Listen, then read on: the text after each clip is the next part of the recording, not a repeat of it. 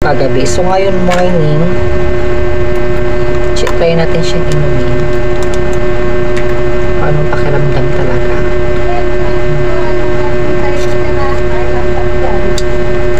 Same lang yung lasa niya.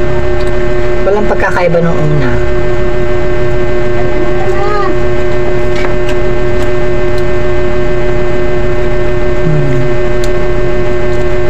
Kasi ayoko talaga magpapakawalan nito kasi di ba may time kasi talaga na ako kasi acidic ako, so nag-start yung acid ko yung talaga ako nagkakape sa umaga, sa gabi minsan nag-ano so soft drinks pa kami, and then yung tira ng coffee ng partner ko, syempre nanginayang kasi ako, ayun, iniinom ko rin kaya sobrang siguro ako sa acid, kaya minsan magugulutan ako na parang akala mo laging may nakabara dito sa ko. Dito wala naman nakabara, pero akala mo ganun pala yung acid. Parang